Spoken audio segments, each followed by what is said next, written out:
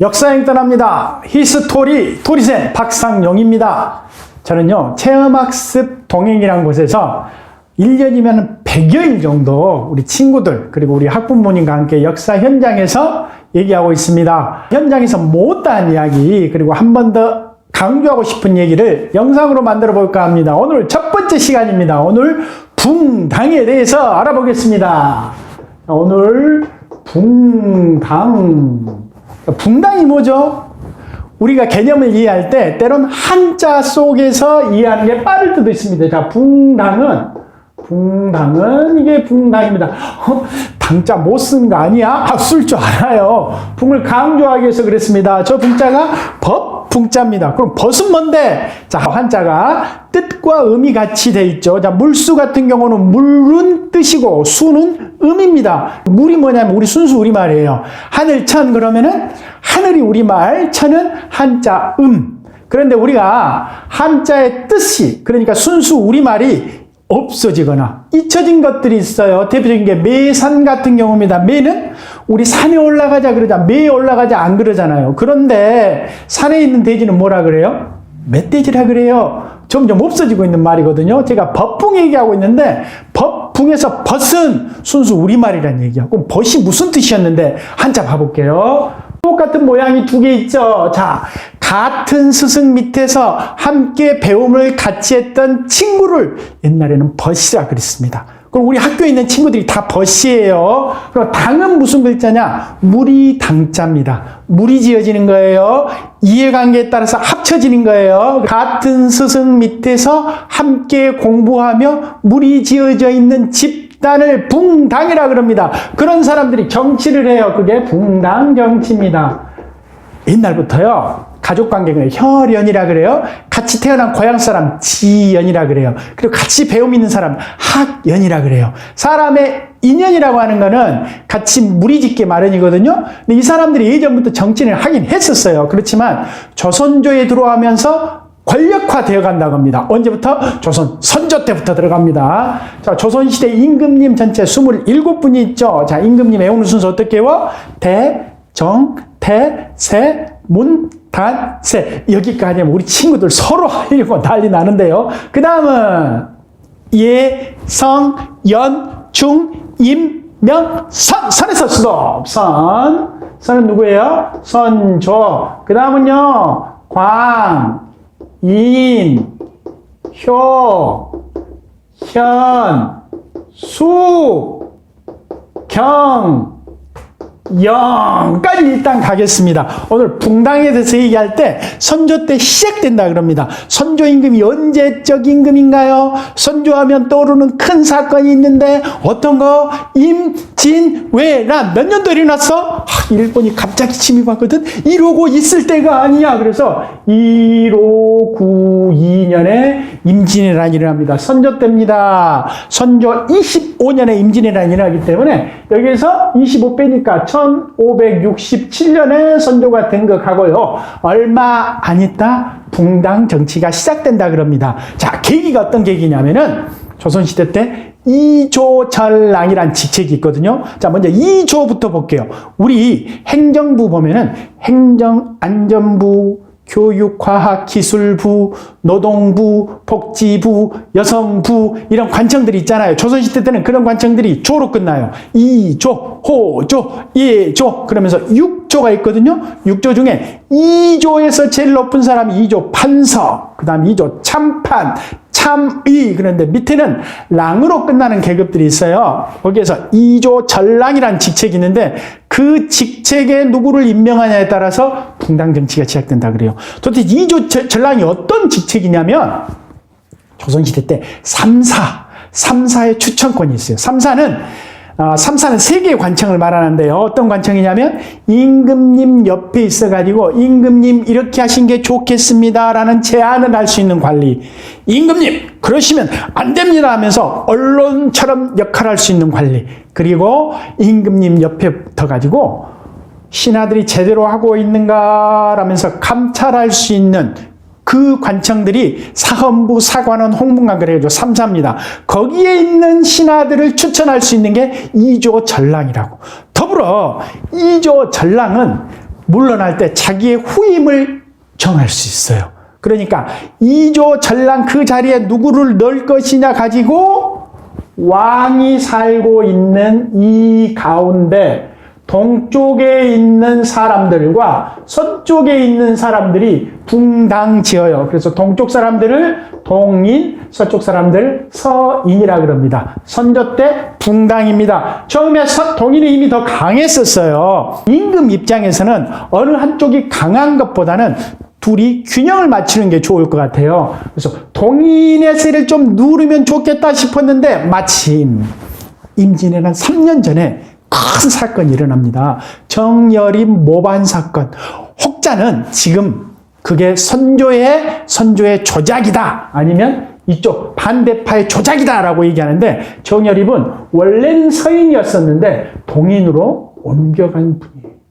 이 사람이 모반을 했다 이거야. 그러면 처벌을 받겠잖아요. 그때 서인의 이 정여립 모반 사건의 수사 총책임자가 누구였냐면 정철이에요.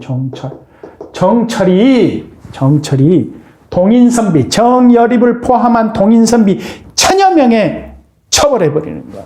그러니까 동인세가 확 꺾이는 겁니다. 이어서 서인세가 더 세졌잖아요. 이어 선조 임금 때 다음 임금을 이을 사람을 세자라 그러잖아요. 세자가 누가 될 것이냐 가지고 선조는 첫 번째 왕비한테 자식이 아들이 없었어요. 그 두 번째, 세 번째 빈액에서 아들들이 있었는데 그 세자 자리를 놓고 다투는 거예요. 이때 정철이 선조에게 미운 털이 박혀요. 그래서 동인 세력에서 정철 쪽 서인이 한번 또 당합니다. 이때 정철을 죽이자라고 했던 사람들이 동인에서 강경파인 북인이 되는 거고요. 정철이 유배 정도 보내자라는 사람들이 남인이 됩니다. 자, 원래 동인에서 이제 동인이라는 개념은 없어지고 북인하고 남인으로 나눠지게 됩니다. 그래서 지금 이제 서인이 있고 선조 때 시작했던 서인, 북인, 남인이 있게 됩니다. 자, 광해군은 임진왜란 때 선조 임금은 의주까지 피난 갔지만 직접 임진왜란 전쟁을 지휘했던 세자였거든요. 이 광해군을 밀었던 사람들이 북인 계열에 많아요. 북인의 의병들도 많고요. 그래서 광해군 때는 북인이 득세합니다. 서인세를 누르고요. 그리고 인조는 어떻게 임금이 되죠? 인조 반정이잖아요. 원래 임금이 있는데 임금을 밀어버리는 거야. 그게 언제적 이야기냐면 유기농 쌈 싸먹어요. 1,6,2,3 이때 인조 반정이 일어나가지고 북인을 밀어버리는 거예요. 누가? 서인이요. 그래서 인조 때는 서인이 집권하게 됩니다. 효종은 어떤 임금이 있냐면요. 효종은 병자호란, 인조 때 병자호란이 있었잖아요. 청나라가 우리를 침입한 전쟁. 병자호란 때 왕자를 볼모로 잡아가요. 너네 까불면 왕자가 죽을 수도 있어라면서 청나라가 왕자, 세자와 왕자, 복림대군을 데리고 가는데 거기에서 청나라에서 고생하고 왔던 임금이거든. 그래서 효종은 청나라를 정벌하고 말 거야. 북으로 정벌하고 말 거야. 그래서 북벌 정책을 펴요. 이때도 서인 세력이 추축이 됩니다. 그런데 이제 그 다음에 현종 때는 이제 어떤 일이 일어나냐면 우리가 예송 논쟁이라고 얘기하거든요. 자, 왕이 돌아가셨어. 근데 그 왕의 어머니는 계비거든요. 자기 친어머니가 아니요. 어머니가 살아계셔요. 그 어머니는 이 왕이 죽었을 때 상복, 돌아가실 때 입는 그 옷 있잖아요. 상복을 얼마 동안 입어야 되느냐. 다음에는 왕의 부인인 왕비가 죽었을 때 역시 위에 있는 계비는 선대 대왕 대비는 얼마 동안 상복을 입어야 되느냐를 가지고 서인과 남인이 치고 받고 합니다. 처음에는 서인이 1승, 그 다음에는 남인이 1승 하게 됩니다. 서인, 남인이 공통적으로 주거니 받거니 하게 됩니다. 자, 숙종임금. 드라마로 가장 많이 찍어지는 임금이 숙종임금인데요. 누구 때문에 그러냐면 장희빈 때문에 그러거든요. 숙종 때 장희빈이 나와요. 숙종은 윗대에서 붕당이 어떤 역할을 하는 걸 봤어요. 그리고 왕권 강화를 위해서 서인과 남인 세력을 띄워주고 업고 합니다. 그것을 바꿀 환자를 써가지고 환국이라 그러거든요. 그 단계에서 서인 역시 두 개로 나눠져요. 장희빈을 쳐버려야 된다. 장희빈을 좀 봐줘도 된다. 라면서 노론, 물론 그 전에 또 분발되는 이유가 있긴 있었는데요. 자, 소론으로. 그래서 당파가 몇 개 생기냐면 하나, 둘, 셋, 넷. 그래서 우리가 붕당 얘기할 때 이렇게도 얘기합니다.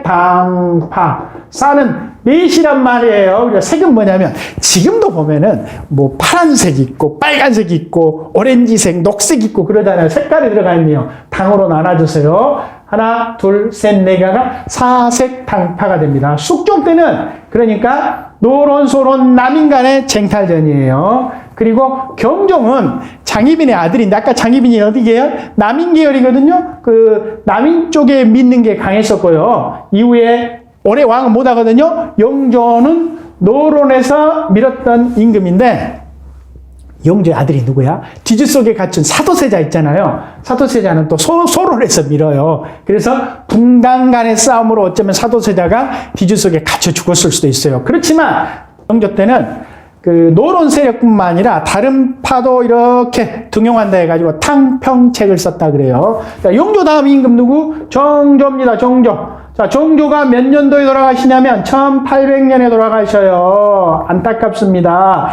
이때부터 이제 누가 붕당의 주도권을 잡냐면 바로 노론이 주도권을 잡습니다. 노론이 계속 잡아요. 노론이 계란의 노론자를 노론 하면서 잡는 거야. 붕당에서 정권만 잡는 게 아니고 정조 이후에 왕비들을 노론 집안에서 다 들이게 돼요. 그래서 외척 세력이 되면서 조선에 점점 더 세도 정치로 망해가게 됩니다. 일본에서요, 조선을 침략할 때, 조선은 망할 수밖에 없는 나라다. 왜냐하면 그들은 싸움을 정한다. 그러면서 당쟁이란 표현을 써요. 당으로 전쟁한다는 말이거든요.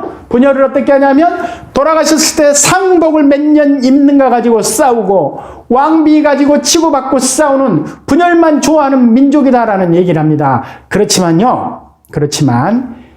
일당 집에는 독재와 같은 이름이고 견제받지 않는 정권은 부패하기 마련입니다. 붕당은 분명 조선을 후퇴하고 있는 요인도 있었습니다만은 조선이 500년 동안 유지할 수 있는 힘도 될 수 있습니다. 왕권과 신권의 조화, 양신권들의 균형 속에서 조선이 유지될 수 있는 바탕도 될 수 있을 것이라 생각됩니다. 자, 역사여행 함께 했습니다. 히스토리 도리쌤 박상용이었습니다. 고맙습니다.